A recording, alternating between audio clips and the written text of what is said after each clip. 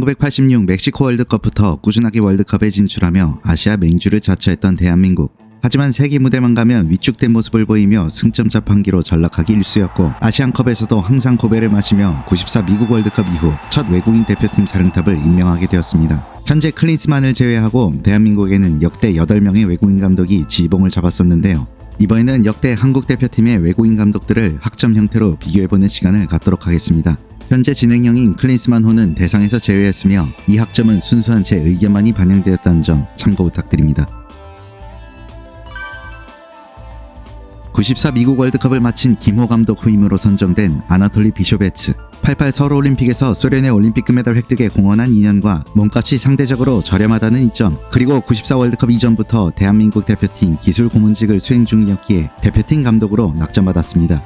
현재와 달리 올림픽과 아시안게임까지 책임지는 U23 대표팀 감독까지 겸하는 조건이었는데요. 비쇼베츠호는 첫 A매치를 당시 신생국이었던 우크라이나와 가졌고 2연전을 모두 승리하며 산뜻하게 출발했습니다.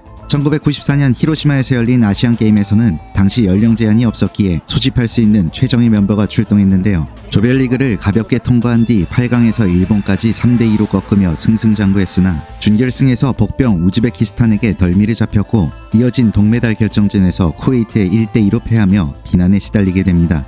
다소 경직된 전술과 당시 수직적이고 폐쇄적이었던 축구협회 및 코치진과의 마찰로 단 7개월 만에 A대표팀 자리에서 물러난 후 애틀랜타 올림픽만을 대비하는 U23 전임 감독으로 재배정되었습니다. 비쇼베츠 감독은 96 애틀랜타 올림픽 본선에서 첫 경기 가나전을 1대0 승리로 장식하며 큰 기대를 안게 했으나 이어진 멕시코와 이탈리아에게 승리를 거두지 못하며 토너먼트 진출에 실패한 채 대한민국과의 인연을 마쳤습니다. 자신만의 확고한 철학과 선수 선발 전권을 요구하며 강직한 모습을 보였으나 잦은 마찰과 불화로 A대표팀 감독으로서는 보여준 것이 사실상 없으며 아시안게임과 올림픽에서도 큰 성과를 내지 못하며 아쉬움을 남긴 비쇼베츠 감독이었습니다.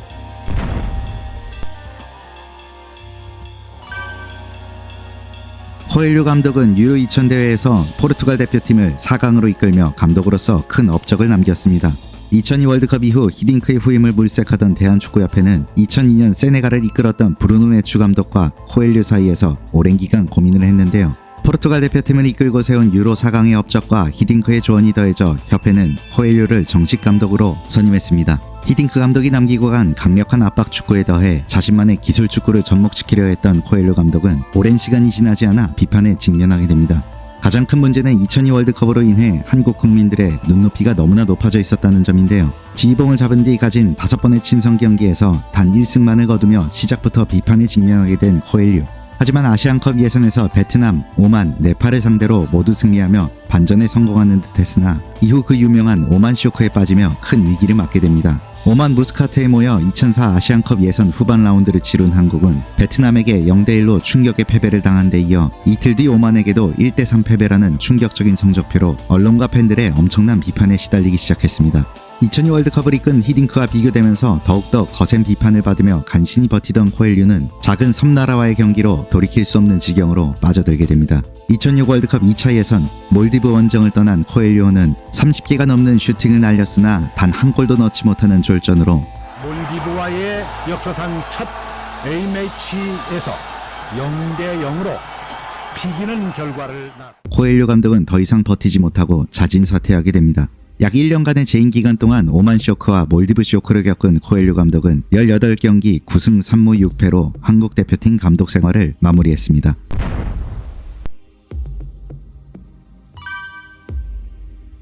홍명보가 브라질에서의 실패를 거둔 뒤 협회는 2010년 허정부 감독으로부터 이어져 오던 국내파 감독 선임 기조를 변경했는데요.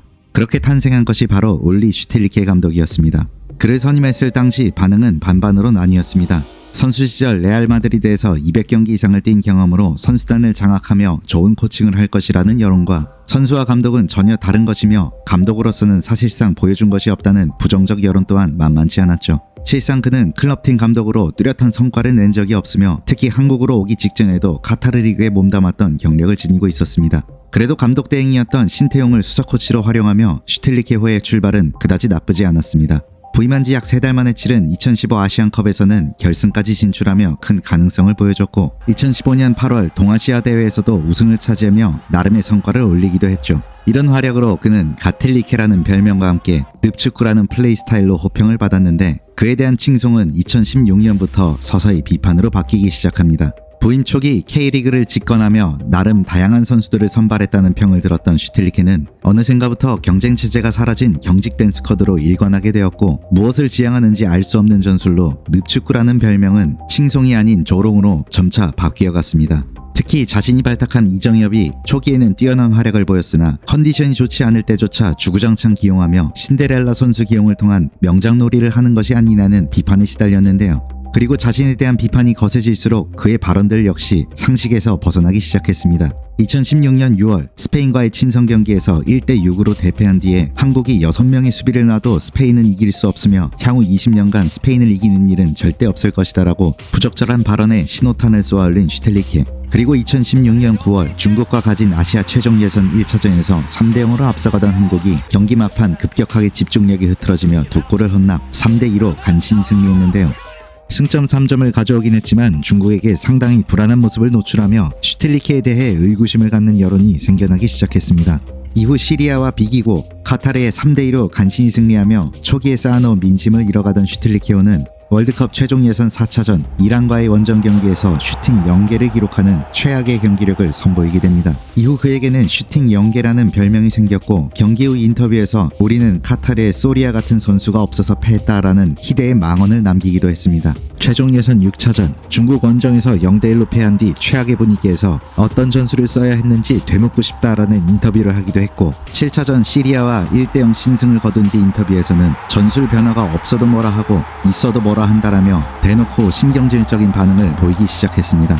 이라크와의 친선 경기마저 0대0으로 비기며 완전히 막다른 골목에 몰린 슈틸리케는 월드컵 최종 예선 8차전에서 카타르에게 2대3으로 패하며 결국 대표팀 감독직에서 물러나게 됩니다.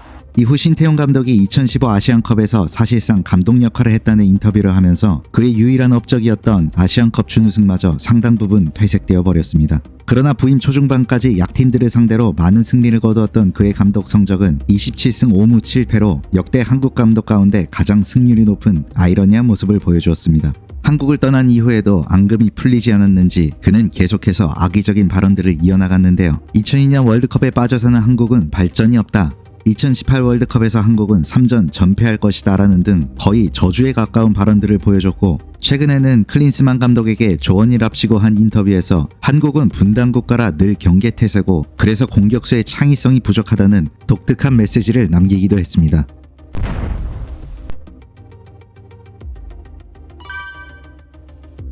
2002 월드컵 당시 코치로 히딩크 감독을 보좌했고 2006 월드컵 때는 아드보카트 감독의 수석 코치로 함께하며 비록 외국인이지만 한국 축구에 대해 누구보다 이해도가 높았던 핀 베어백.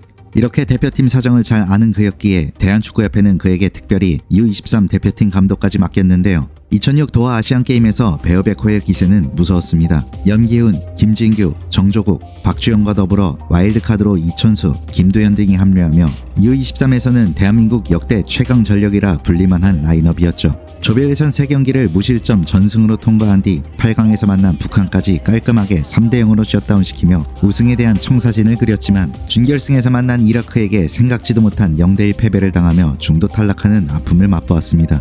베어백의 진정한 시험 무대는 2007 아시안컵이었는데 그 어느 때보다 강력한 전력을 갖추고 있었기에 우승에 대한 기대감이 상당했습니다. 그러나 대회 시작도 전에 연이은 악재가 겹치는데 프리미어리그에서 뛰는 가장 중요한 자원인 박지성, 이영표, 설기현이 모두 부상으로 합류하지 못하고 미들스브러로 진출한 이동국마저 극도의 침체를 보이고 있었기 때문에 전력의 상당 부분 누수가 불가피했죠. 1승 1무 1패 2위로 조별리그를 통과한 대한민국은 공격력은 최악에 가까웠으나 끈끈한 수비로 8강, 4강, 3, 4위전까지 모두 무실점을 기록하는데요. 다만 득점도 없어서 이란과 0대0, 이라크와 0대0, 일본과 0대0을 기록, 답답한 공격력으로 언론의 문매를 맞은 뒤 아시안컵을 끝으로 베어백은 감독직에서 물러납니다. 사실 베어백은 정말 운이 없었던 것이 당시 EPL에서 활약하는 모든 선수가 부상과 부진에 빠져 있었으며 심지어 부진했던 이동국은 이훈재, 김상식 등과 함께 대기간 술파티를 벌였던 것이 뒤늦게 밝혀지며 안 그래도 고민이 많았던 베어백 감독의 뒤통수를 대놓고 후려갈겼습니다. 베어백은 당시 3백과 4백을 혼용하던 한국 축구에 4백 축구를 완전히 정착시킨 인물이기도 하며 주축 선수들의 대거 이탈에도 자신이 뿌리내린 4백을 이용해 강력한 수비를 보여주며 대한민국을 아시안컵 3위로 이끌었습니다. 베어백은 A대표팀 기준 6승 5무 5패 35%의 승률로 히딩크 감독 시절부터 이어온 길었던 한국과의 인연을 마무리했습니다.